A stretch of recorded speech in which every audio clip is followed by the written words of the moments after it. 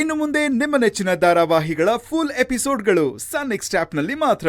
ನಾನು ನನ್ನ ಮನಸ್ಸಲ್ಲಿ ಮುಚ್ಚಿಟ್ಕೊಂಡಿದ್ದನ್ನ ಇವತ್ತು ಓಪನ್ ಆಗಿ ಹೇಳಿದೆ. ನಾನು ನಿಜವಾಗ್ಲೂ ನಿಮ್ಮನ್ನ ಪ್ರೀತಿಸ್ತಾ ಇದ್ದೀನಿ ಗೌರಿ.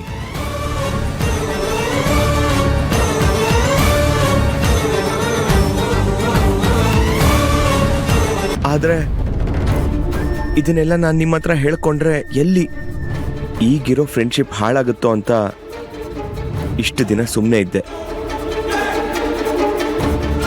ಗಂಗೆ ನಮ್ಮಿಬ್ರನ್ನ ಒಂದು ಮಾಡೋದಕ್ಕೆ ಪ್ರಯತ್ನ ಪಟ್ಟಾಗ ಒಳಗೆ ತುಂಬಾ ಖುಷಿ ಪಟ್ಟೆ.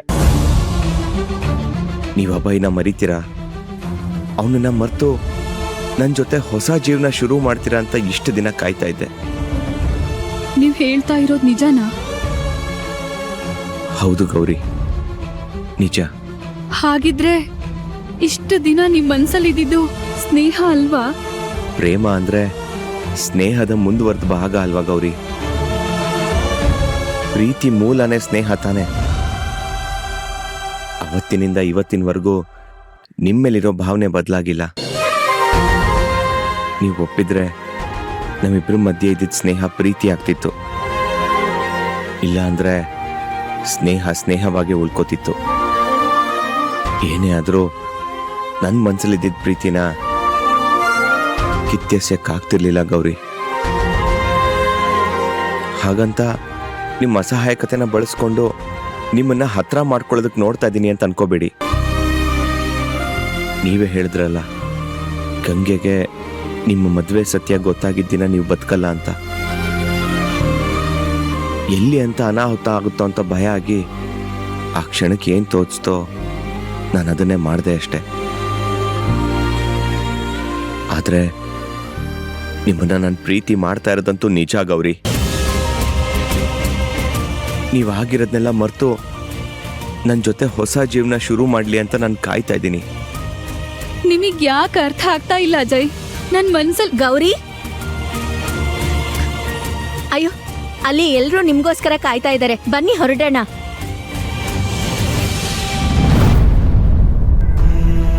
ಇಷ್ಟು ಮುದ್ದಾಗಿ ಕಾಣಿಸ್ತಾ ಇದ್ದೀರಾ ಇಬ್ರು. ಯಾರ್ ಕೆಟ್ಟ ಕಣ್ಣು ಬೀಳ್ಬಾರ್ದು.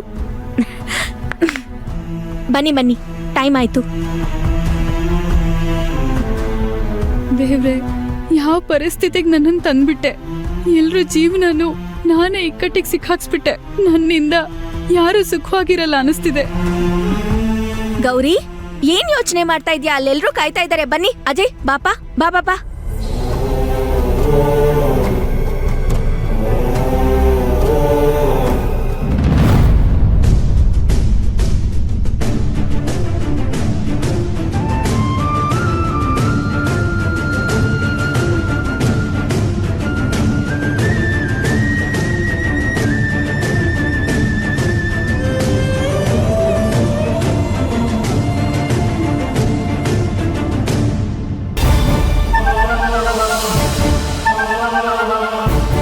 ಅಭಯ್, ಏನಾಯ್ತಪ್ಪ?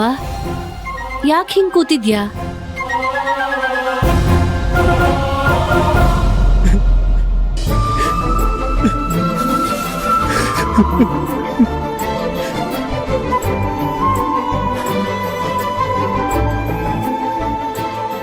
ಅಭಯ್, ಏನಾಯ್ತು? ಯಾಕಿಷ್ಟೊಂದು ಬೇಜಾರು ಮಾಡ್ಕೊಂಡಿದ್ಯಾ? ಅಮ್ಮ, ನಾನೇನೋ ಕಳ್ಕೊಂಡೆ ಅನ್ನೋ ಫೀಲ್ ಆಗ್ತಿದೆ ಅಮ್ಮ. ಕಳ್ಕೊಂಡ್ಯಾ? ಏನ್ ಕಳ್ಕೊಂಡ್ಯೋ? ಅಲ್ಲ, ಆಫೀಸಲ್ಲಿ ಮತ್ತೆ ಏನಾದ್ರೂ ಸಮಸ್ಯೆ ಆಗಿದ್ಯಾ?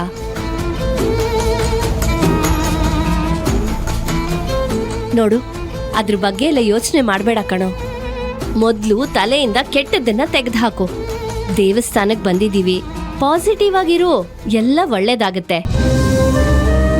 ಇಲ್ಲ ಅಮ್ಮ, ನನ್ನಿಂದ ಆಗ್ತಿಲ್ಲ. ಅಲ್ಲ ಕಣೋ, ಇಷ್ಟಕ್ಕೂ ಏನ್ ನಿನ್ ಚಿಂತೆ? ಆಫೀಸ್ ವಿಷಯನಾ?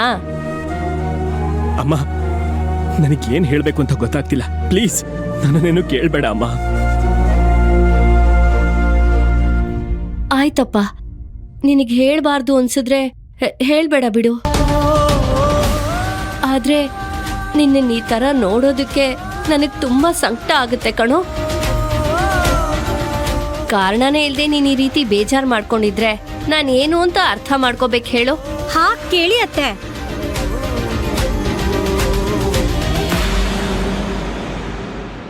ಅತ್ತೆ, ನನಗೆ ಇವ್ರ ಮೇಲೆ ಒಂದು ಡೌಟು. ಇವ್ರ ಗರ್ಲ್ ಫ್ರೆಂಡ್ ಏನಾದ್ರೂ ಬೇರೆ ಮದ್ವೆ ಆದ್ಲಾ ಅಂತ ಸ್ವಲ್ಪ ಕೇಳಿ.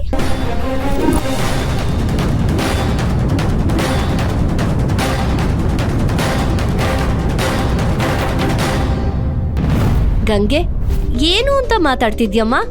ಗಂಡನ್ ಬಗ್ಗೆ ಯಾರಾದ್ರೂ ಹೀಗೆಲ್ಲ ಮಾತಾಡ್ತಾರಾ? ಮತ್ತಿನ್ನೇನತ್ತೆ, ಇವ್ರು ಅವಾಗ್ಲೇ ಆಡಿದ್ ನೋಡಿದ್ರೆ ಹಾಗೆ ಅನ್ಕೋಬೇಕು. ಅಲ್ಲ, ನಮ್ಮ ಅಕ್ಕನ್ ಮದ್ವೆ ಕಡೆಗೂ ಆಯ್ತು ಅಂತ ಖುಷಿ ಪಡದ್ ಬಿಟ್ಟು ಅಷ್ಟೊಂದು ಎಗ್ರ ಆಡೋದು, ಅಪ್ಸೆಟ್ ಆಗೋದು, ಇದೆಲ್ಲ ನೋಡಿದ್ಮೇಲೆ ನಾನು ಏನ್ ತಿಳ್ಕೋಬೇಕು?